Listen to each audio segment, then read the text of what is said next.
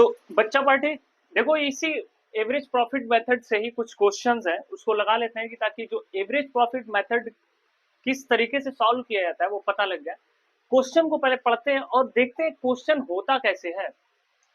A and B partner है, sharing profit and losses in the ratio of 1:2। They agree to take C. ठीक है, वो दो partner हैं ए और बी, 1:2 रेशियो है, सी को लाना चाहते हैं।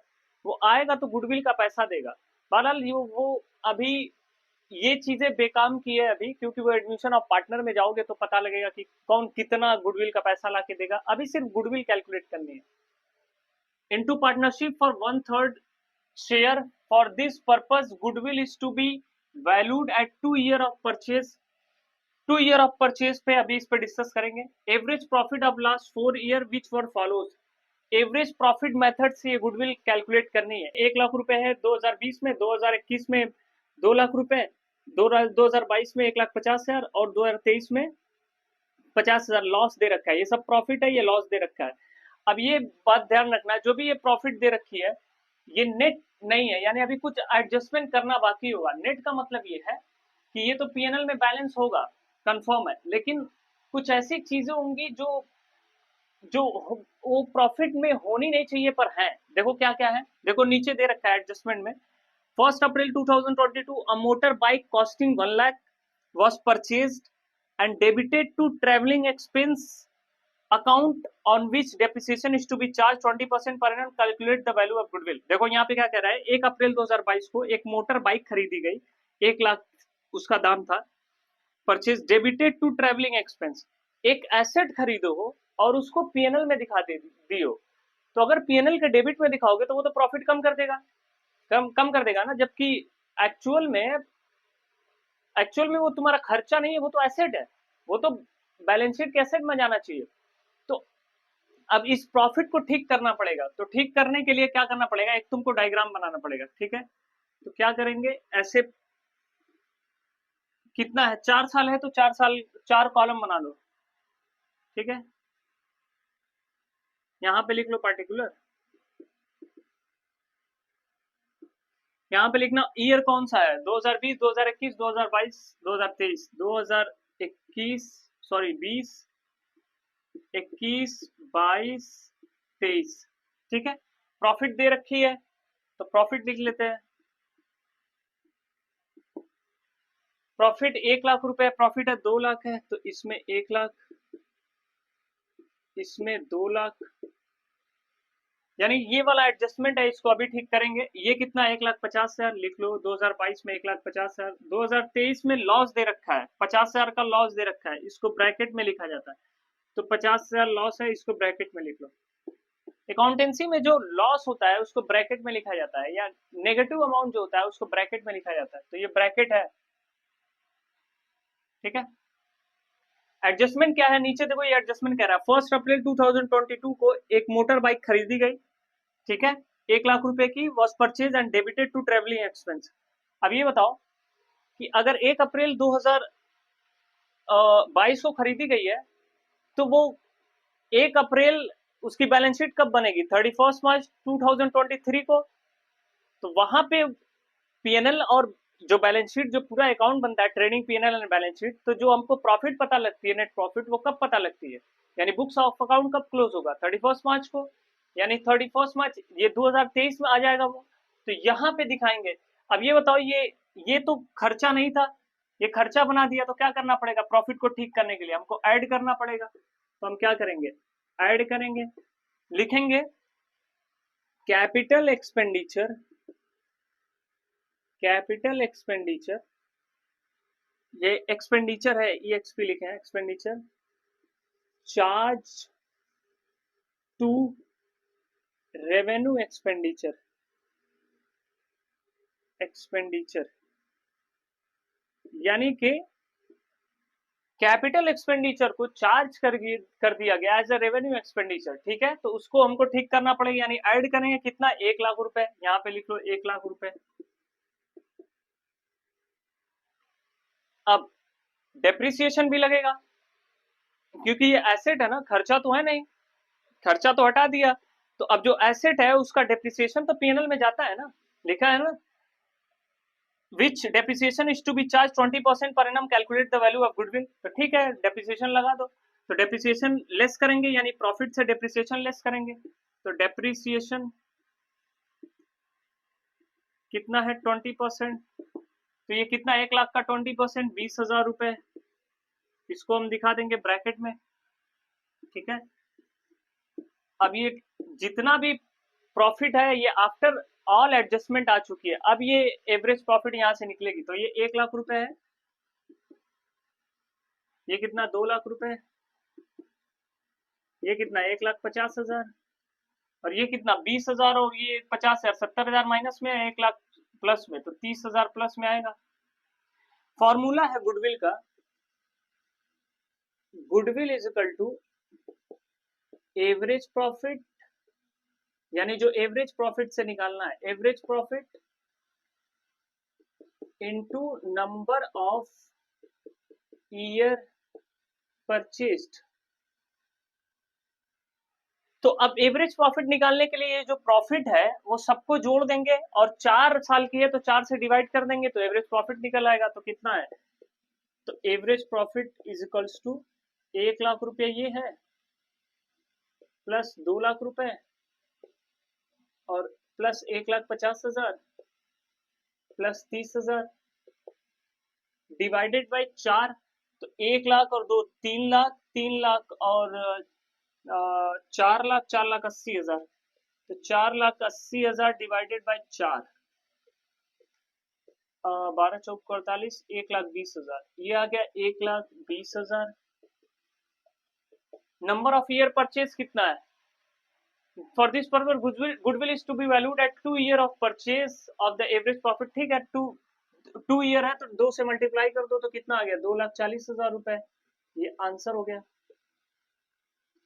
यानी जो प्रॉफिट निकालनी थी वो, सॉरी, ये जो गुडविल कैलकुलेट करनी थी वो एवरेज प्रॉफिट मेथड से कैलकुलेट करनी थी। ठीक है, तो इस तरीके से निकलेगा। एक और क्वेश्चन देख लेते हैं, चाहो तो स्क्रीनशॉट ले लो। एक और क्वेश्चन देखते हैं। देखो एक और अगला क्वेश्चन है, और ये थोड़ा और बेहतर क्वेश्चन है। देखो कह रहा है A and B are partner sharing profit and losses equally, they agreed to admit C. ठीक है, सी को ले लिया, तभी तो गुडविल कैलकुलेट कर रहे हैं सब। For this purpose goodwill is to be valued at 200% of the average profit of last 5 year. जो गुडविल वैल्यूड करना है 2%, 200% पे करना है, यानी नंबर ऑफ ईयर जो परचेज होता है। जैसे गुडविल निकालोगे एवरेज प्रॉफिट, तो क्या लिखोगे, goodwill is equal to average profit into number year of purchase. तो नंबर ईयर ऑफ परचेज जो है वो 200% है। ठीक है, for this purpose goodwill is to be valued at 200%। ठीक है, ऑफ एवरेज प्रॉफिट, जो भी एवरेज प्रॉफिट आएगी उसका 200% गुडविल होगी। ठीक है, लास्ट 5 ईयर की प्रॉफिट दे रखी है। अब नीचे कुछ एडजस्टमेंट है, कह रहा है during the year 31 March 2021 an asset of the original cost 2 lakh with the book value of 1,80,000 was sold for 1,50,000। ठीक है, अब पहले इस एक वो फॉर्मेट बना लेते हैं, उसके बाद इसको समझाते हैं क्या है ये। सबसे पहले फॉर्मेट बनाना पड़ेगा। 5 साल है तो 5 कॉलम बना लो, थोड़ा और छोटा करना पड़ेगा।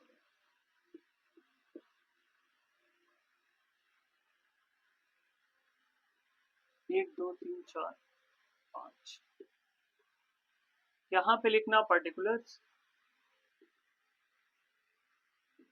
यहाँ पे ईयर लिखना 2020, 21, 22, 23, 24। ठीक है, पहले प्रॉफिट लिखो, कितना है प्रॉफिट, प्रॉफिट है 1 लाख, 1 लाख, तो लिखते जाओ 1 लाख, 1 लाख, 2 लाख।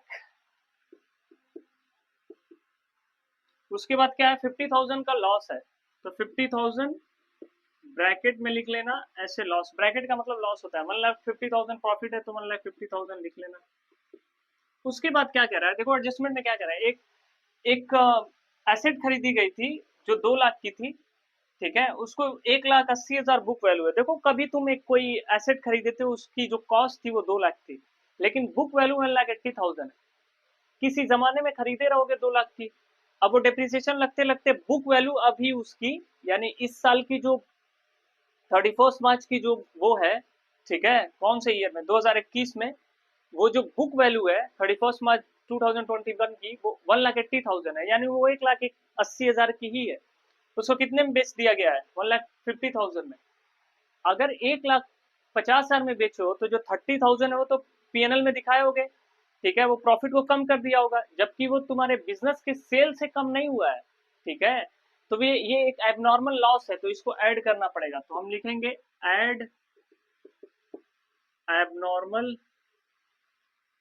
लॉस, यानी प्रॉफिट को ठीक करने के लिए ये एबनॉर्मल लॉस ऐड कर दिया जाता है, ठीक है। तो कौन से ईयर में?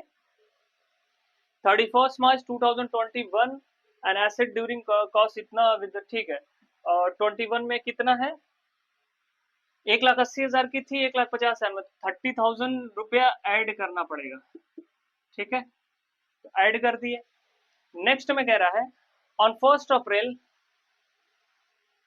हाँ ठीक है, on 1 April 2022 to computer costing 1 lakh, यानी दो कंप्यूटर खरीदे थे 1 अप्रैल 2022, ध्यान रखना 1 अप्रैल 2022, were purchased and were wrongly debited to travelling expense, computer खरीदे उसको ट्रेवलिंग एक्सपेंस में दिखा दिया, यानी वो एसेट थी, वो जाना चाहिए था बैलेंस शीट में, तुमने दिखा दिया पीएनएल के डेबिट में, यानी प्रॉफिट कम कर दी हो, ठीक है।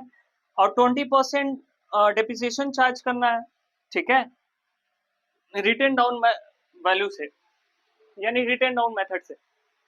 अब कोई कंप्यूटर खरीदे हो, ठीक है, और उसको तुम अगर पीएनएल में दिखा दियो तो वो तो प्रॉफिट कम कर दिया, उसको ठीक करने के लिए ऐड करना पड़ेगा। अब पीएनएल में तुम खर्चा दिखाए हो तो डेप्रिसिएशन तो लगाए नहीं होंगे, तो डेप्रिसिएशन लगाना पड़ेगा, तो लिखेंगे, ऐड करेंगे capital expenditure, expenditure charge to revenue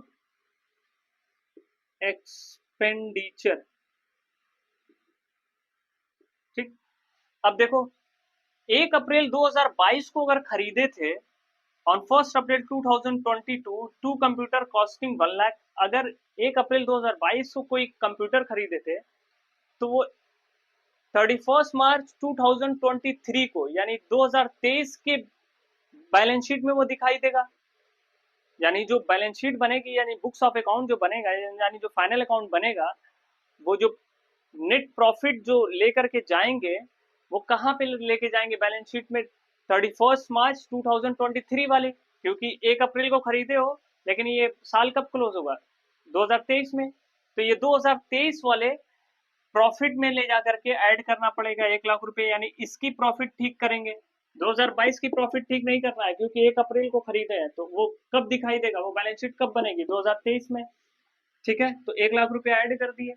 उसके बाद डेप्रिसिएशन लगाना है, वो भी रिटर्न डाउन मेथड से, तो डेप्रिसिएशन तो लगाए नहीं होंगे, क्योंकि खर्चा ही भी अब बना दिए हो, तो डेप्रिसिएशन कहाँ से लगाओगे, ठीक है, तो डेप्रिसिएशन लेस करेंगे प्रॉफिट को ठीक करने के लिए, तो डेप्रिसिएशन, ठीक है, 20%, 1 लाख का 20% कितना आएगा? 20,000 रुपए पहले साल में। दूसरे साल में भी लगेगा, क्योंकि दूसरे साल में भी डेप्रिसिएशन तुमने नहीं लगाया होगा, तो डेप्रिसिएशन दूसरे साल में दिखाना पड़ेगा, ठीक है। तो अगर ये 1 लाख रुपए पहले साल, ये कंप्यूटर की दाम 1 लाख रुपए था, 20,000 रुपए उस पर अगर डेप्रिसिएशन लग गया, तो अब कंप्यूटर का दाम कितना हो गया? 80,000, 80,000 में फिर 20% लगाओगे तो 16,000। नेक्स्ट ईयर में भी डेप्रिसिएशन लगेगा, ठीक है, यानी डेप्रिसिएशन तो, चूंकि वो एसेट है ना, तो हर साल डेप्रिसिएशन लगेगा। पहली बार तो तुमने ये प्रॉफिट में से प्रॉफिट को ठीक कर लिए, ठीक है, लेकिन जो डेप्रिसिएशन है वो तो हर साल लगेगा ना, तो डेप्रिसिएशन हर साल लगाना पड़ेगा, ठीक है।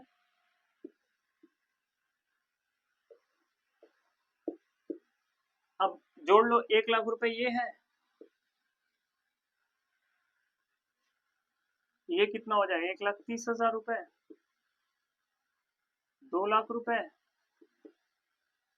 ये कितना हो जाएगा? 50 और 20, 70, 30,000 रुपए प्लस में, ये कितना हो जाएगा? 1,34,000। अब सभी जोड़ लेते हैं, रुको जोड़ लें। देखो ये टोटल, ये जो प्रॉफिट है जितनी आफ्टर एडजस्टमेंट आई है, इन सब पांचों साल की जोड़ करके 5 से डिवाइड किए हैं तो 1,18,000 आया है, ठीक है। 1,18,000 ये एवरेज प्रॉफिट लिख दिए।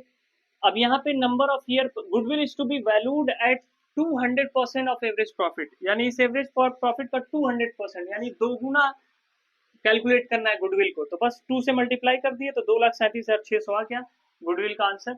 यही आंसर है एवरेज प्रॉफिट से। नेक्स्ट में वेटेड एवरेज प्रॉफिट डिस्कस करेंगे, फिर उसके बाद सुपर प्रॉफिट डिस्कस करेंगे।